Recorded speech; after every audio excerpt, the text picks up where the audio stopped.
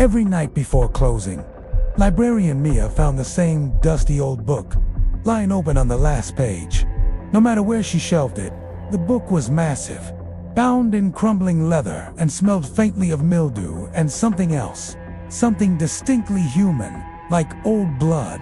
At first, she assumed it was just some sick prank by one of the after-school caretakers. But the book was always there, patiently waiting for her. And it was always open to the same page. The last page. Mia tried not to think about it too much. After all, how likely was it that a centuries-old grimoire would just randomly show up on her watch? Still, she couldn't help but feel a growing sense of dread every time she saw it. And the more she tried to ignore it, the more prominent the book became in her waking thoughts. One night, curiosity overcame her fear, and she finally cracked open the ancient volume. Its yellowed pages, filled with spidery handwriting and strange diagrams. She could feel the musty air growing colder around her, and the hairs on the back of her neck prickled with goo. Her eyes traced the lines of faded ink, until she came upon the last entry, the very last words, on the very last page. She read them out loud, her voice echoing strangely in the suddenly silent room. "Let the serpent devour the sun." As soon as the words left her lips, the lights flickered and died, plunging the library into absolute darkness.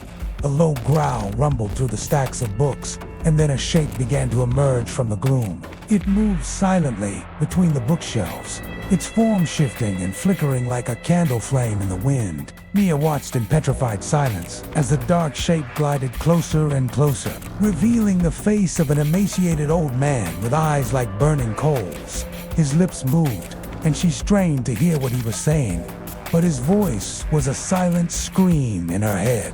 "Let the serpent devour the sun." Then, as quickly as he appeared, he vanished, leaving Mia trembling in the darkness, the ancient book lying open at her feet. She spent the next morning searching for the caretaker, Mr. Hollingsworth, hoping to share her terrifying experience and maybe even get the night shift canceled. But Mr. Hollingsworth was nowhere to be found, and when Mia finally located him in the back storeroom, he looked at her as if she were crazy.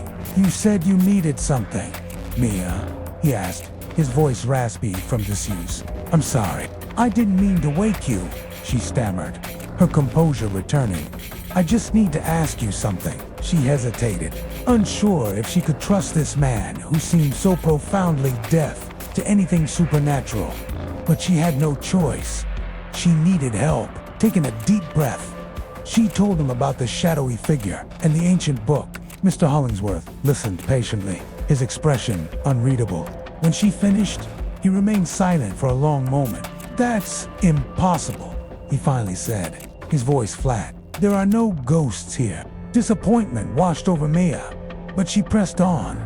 "Then where is that book?"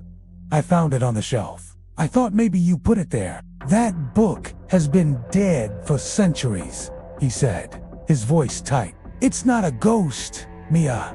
It's an incubus." Over the next few weeks, the nightly ritual continued. Every night when the library closed, the same book appeared, always open to the final page. And every night when Mia read the last entry aloud, the shadow emerged from the shelves to repeat the words after her. Sometimes the shadow would brush against her, leaving icy fingers trailing down her arm or a whisper of cold air on her cheek. And each time it touched her, the terror was as fresh and visceral as the first time. She tried everything to stop it, hiding the book, locking it in the safe, even burning it, only for the charred remains to reassemble themselves perfectly on the shelf the following night. Then one night, she wasn't alone. A new face peered over her shoulder as she read the last page. It was one of the other caretakers, a young woman named Sarah. When the shadowy figure emerged from the stacks, Sarah gasped and stumbled back. "What is that?" she whispered, her eyes wide with terror. "Let the serpent devour the sun," the creature rasped, its voice echoing through the silent library.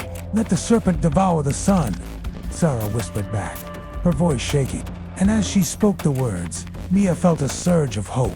Maybe the shadow wasn't just a curse for her to bear alone. Maybe now it would leave her be.